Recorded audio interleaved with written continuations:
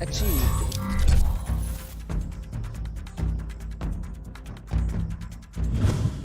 What up, everybody? Welcome to Studio Day Heffrey. Nice to see you on a Thursday. Is it Thursday? I don't know. I was terrible at golf today. Remember, every day you can leave in the comments what you want to talk about tomorrow. I'll try to take care of you. I got some mailbag questions at the end of this one. And shout out to the guy who on the last video told me to just pick my nose. Apparently I was messing with it, but didn't ever pick the nose. I'm just moving, man. You know, just sitting here by myself. If I want to do things, don't you judge me. A lot of cool stuff to get to today, including a former NFL GM talking about where the Cowboys screwed up the cap. For some reason, I appear to have a little bit of a delay between my mouth moving on video and the audio, but we can deal with that. I wonder what that is. Too many things connected? Anyway, that's where we're going to start. Zeke's upset, by the way. He's and I see you guys out there saying that he's talking to me when he talks about he's tired of being disrespected and he's awesome. And I see you guys tagging me saying he's talking to me. He probably is. That's fine. Plays running back, you know? I get it. If somebody had said no broadcaster is worth paying and just get another guy to do it for cheap, I wouldn't like it either. So I get it. It's cool. Zeke's good at his job. I just would never, ever pay a running back unless he was an elite receiver. Then you could think about it. McCaffrey, I'd think about it. Is there another elite receiver like Kamara? Think about it. Okay, well, let's start with this guy who this is also going to serve as a here is why you need to pay attention to me. This is very self-serving, what I'm about to do here. This is what you have to pay attention to me. Or other local people who are really smart. So here's what I want to do. Cowboys didn't get a deal done with Dak Prescott at the deadline. Former Jets GM, I believe it's Mike Tannenbaum, did a little thing where he said, where did the Cowboys go wrong? Why didn't they get the deal done? And I would like to evaluate that and correct him and help him, just kind of educate him on Cowboy stuff, okay? So he starts with this. Where we're looking at is the summer or the offseason of 2019. So not this offseason, but last offseason. And we'll start here. Let's dispel this. None of this over here, none of any of that has anything to do with Dak getting a deal done or not. None of it. It doesn't matter. Zeke getting paid didn't stop Dak from getting a deal done. Amari Cooper getting paid didn't stop Dak from getting a deal done. The Cowboys and Dak's disagreement on value or years or however you want to look at it, that's why the deal didn't get done. Nobody else's contract affected that. But here's where we can look at this. Dak Prescott, they didn't get a deal done in 2019. Here's the one part where he's right. Yes, you should have given Dak a deal that was in line with Carson Wentz and Jared Goff, gotten that thing knocked out, and never had to worry about it again. Should have done that? Yes. I agree. I will say, a lot of you don't agree because I put up a poll, and I just wanted to have fun. I'm not taking this seriously. Maybe we should take it seriously because I want to say I think that Dak's going to be the quarterback of the Cowboys for a long time, but that would require him being really nice to the Cowboys and taking something way below what the math is going to dictate based on his tag number. So anyway, it is possible that after next year, the Cowboys and Dak move on from each other. But what I was going to get to, I was just trying to have fun with sports. I wasn't trying to troll or get anybody mad, but I said, okay, just in theory. Let's do this in theory. I just wanted to see where everybody was on this. Let's say Dak plays out the year. It's been similar to the previous 4 years of his career, which to me means he's a top 10 quarterback in the league. To some people, it means he's terrible. But let's say it's in line with the rest of his career. And at the end of it, the Cowboys tag him, but they see, you know what? We're not going to be able to work out a long-term deal. Now, one of the potentially 6 to 10 teams next offseason that could use a quarterback calls you up and says, saw you tag Dak. Seems like you guys aren't able to work out anything, man. That's tough. We'd like to work something out with him. And the Cowboys say, okay, all right. Well, we're not in a hurry to get rid of him. You know, we are trying to win the Super Bowl. And that team's like, we'll give you 2 first-round picks. You go, oh, okay. Let's say that happens. Trade done, right? So now you got 2 first-round picks in that draft, and you got another one a year later. You got a couple of ones for Dak. His money's off the books, right? Let's just say that happens.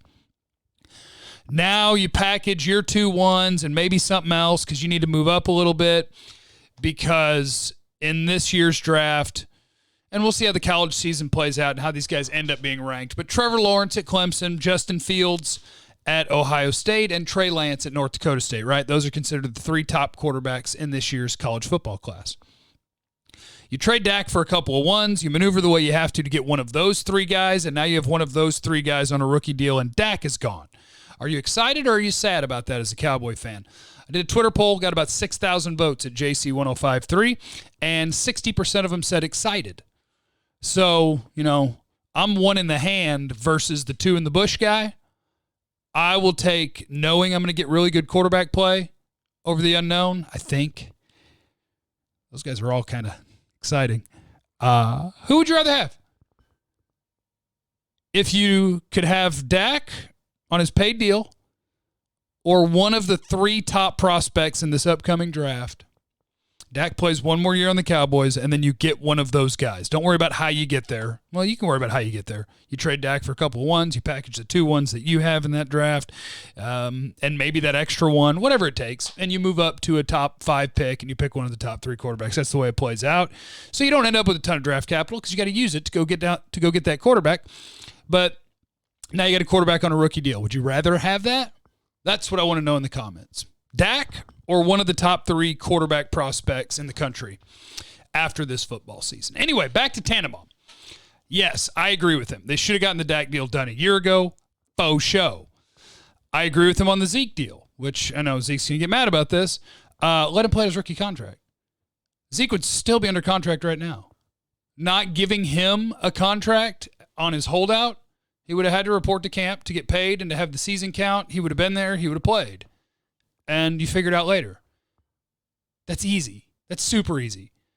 That's still surprising that they folded, kind of set the market for running backs, and didn't get a deal done with the quarterback, but maybe it says a lot about how far apart they are in value with the quarterback and his agent, but whatever. Amari Cooper, he says they should have just given him less money. That's not how this works. You don't just get to magically pick what the player's going to accept in a deal. So the Amari Cooper one I'm just going to ignore from Tannenbaum because they got what they were going to get for him. Doesn't matter what you wish they could have given him. They gave him what they had to give him to get him signed. Now, step 2, and this is why you support local broadcasters. Tank Lawrence, he says he agreed with the deal. I did too. Yes, I too wish that Tank had more sacks last year. Don't worry, he'll get them this year. He agreed with the Jalen Smith deal. At the time, when I looked at the market for the really good inside linebackers in the league, I was like, okay, I can see this deal. And I think at the time I actually liked the deal for Jalen Smith. After last year, I don't. And I think there are some people inside the Cowboys that wish they could have that one back too. I wish you could have that one back. But here is where people get in trouble. This is why local radio and this channel and all sorts of other things exist. This is why. Lyle Collins, he says you should have just let him walk and gotten a 3rd or 4th round comp pick. That's terrible. That's awful. What that is that's the opinion of somebody who doesn't cover or watch the Cowboys on a weekly basis or rewatch the games, do the tape, because Lyle Collins accepted a deal that he then went out and played, and you realize that dude is playing at a big-time discount. To think that they should have let Lyle Collins walk is crazy talk. That dude is a monster, and he's playing on the cheap. So that's not where Dallas went wrong. What I would do on this is I would just flip what he did with Jalen and with Collins and say, you know what? You didn't have to do a deal ahead of time with Jalen Smith, which at the time looked like a hometown discount, but now I don't think it looks that way. Now it just looks like a deal that you wish you could have back. So, there are ways that they've messed up the cap. And I'll go back to the Zeke thing for a second. I didn't screenshot to show you guys the tweets and everything. I love that the three-year Letterman on Twitter got Zeke. He's a fake account that pretends he's like an amazing youth football coach and was a 3-year Letterman in high school. He just trolls people. And he got Zeke. He drew him off sides. Why did I want to go back to the Zeke thing? Oh, so the Zeke thing. Like him making allegedly $15 million a year, it doesn't actually work out that way. It's less than that. But even allegedly making $15 million a year, it's okay. I don't like it as a team-building strategy. I think it's a bad team-building strategy because you can get that job done. It's so dependent on, like last year, the Cowboys graded as the second best run blocking line in the league, and their workhorse got 4.5 yards. That's not okay. You don't think he would have got 4.5 yards from whoever else got the ball? Zeke he's very, very good in short yardage, and he's very good at the goal line. So there's value there. Like I'm not saying he's not good at his job. Zeke's a good running back. But you can find guys to be good at that job, and you shouldn't pay for it. But NFL teams do what NFL teams do, and some of them are still paying running backs. Tennessee just did. And there's NFL players. That's the thing. Where players are out of touch with it, there's so many players that are like, I can't believe Tannehill got paid, and this is before Henry got paid, and like Henry didn't. And I'm like, would you guys like to rewind and look at what Tennessee looked like when they had a bad starting quarterback and what Henry was looking like when they had a bad starting quarterback? Because they were getting their butts kicked. He wasn't getting a bunch of yards per carry. They were just a bad team. And then suddenly, I know it's Ryan Tannehill, but he came in, he played great. And when the quarterback started playing great, what happened? Oh my God, Derrick Henry's the best running back in the league. Yeah, you're dependent on the surroundings. They always had a good line, and then they got good quarterback play, and now all of a sudden they could run the ball. So, it is what it is. I know where a lot of people are on it. I know where I am on it, and I'm cool with it. Remember to make sure that you're subscribed and leave in the comments what you want to talk about tomorrow. I'm going to get to the mailbag right here. Did I say anything else I wanted to get to? Screwed up the cap. Zeke not happy. Mailbag. Okay, yeah, we're on it. All right, mailbag. Mailbag 1, there's a lot of Dak stuff in here. What are the chances Dak is still in a Cowboys uniform in 2022? I'm going to say 2022. So you play out this year, you play out next year on a tag. If he plays out next year on a tag, I'll actually say the chances are low. Because if he plays out next year on a tag, they can't tag him again. I mean, they can for $54 million, but likely they won't tag him again. And they'll just have to count on him really wanting to be a Cowboy and picking them over whatever the biggest offer he gets in unrestricted free agency. So if he doesn't get something done next off season, then I'll say the odds are low that he stays a Cowboy. You really got to get something done next off season, and even that's going to be tough because the Cowboys, with what they wouldn't do this offseason, to think that they're going to go up significantly next offseason, what they need is Dak to fold. That's what they need, is Dak to fold. Because he ain't losing here. From a monetary perspective, he's the only one who can't lose, barring catastrophic injury. He can't lose. What does this mean for Andy Dalton's status as a Cowboy long-term? From James. By the way, that was Kayvon, the first one. James, nothing. He's on a one-year deal.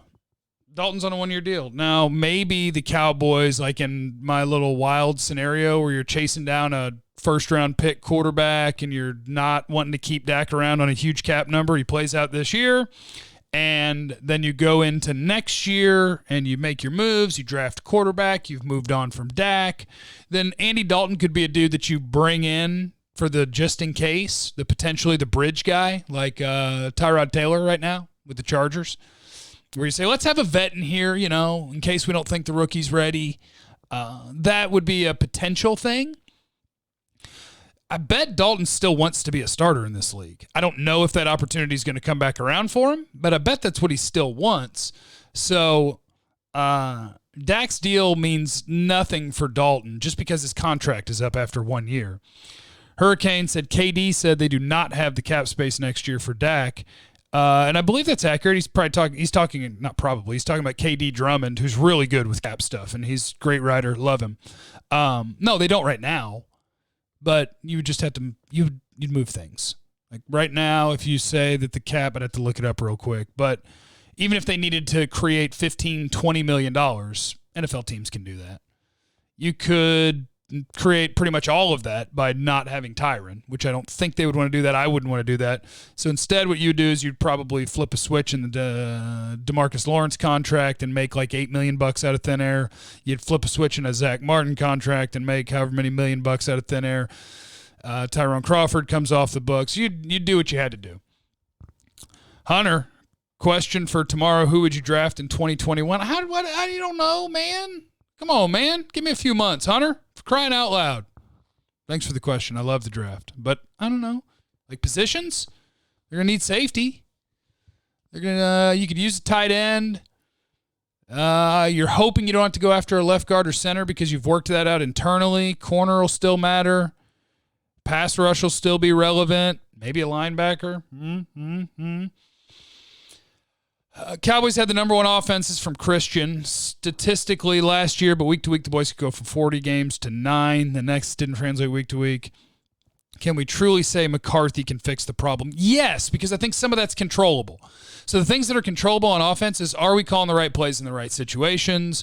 Are we giving ourselves a chance pre-snap by the things that we're doing to have the best chance to run a good play? Those things are controllable by the coach. The Cowboys, like a lot of teams, on early downs, if they throw the ball on early downs, their expected results are a lot better than if they run the ball on early downs. Yet, the Cowboys were still one of the teams that ran the ball a lot on early downs. You can control this. Stop calling those plays. Save your running plays for when they're at their most efficient. For the Cowboys, when is that? 3rd and short, 4th and short, goal line. There are times when running the ball is really efficient for them. And I'm not saying never run the ball on early downs, but just don't do it as much as you're throwing the ball, because one of them gets you a much better expected result. Run the ball when they dare you to. Pre-snap motion. And not just pre-snap, at the snap motion. Baltimore did that almost 40% of the time last year. All the best offenses in the league, not named Dallas last year, are at the very top of the league at having dudes in motion at the snap of the ball and pre-snap motion. Like these are things that for your NFL team that you pull for should be basically unacceptable to not do, because it's so established that these things lead to better offense. Pre-snap motion at the snap, play more receivers, less tight ends, throw the ball in early downs. These are non-negotiables. They can't be negotiable in the NFL anymore because it's every team. Every team. You're more efficient when you do these things. Every team. So cut it out, teams. Get it together. Korglord. What's that? Is that like one of those things where when you say them together, I just said something bad? Who's a good replacement for Dak further down the road next year or the year after? I mean, it depends what happens with contracts. Is Jameis on a one-year deal? I know, I'm crazy. He throws 30 picks and blah, blah, blah, but there's still talent there. There's still talent there. You draft a guy, you see if somebody falls through in free agency, but I don't want somebody else's burnout that I'm going to pay half the price that Dak's going to get.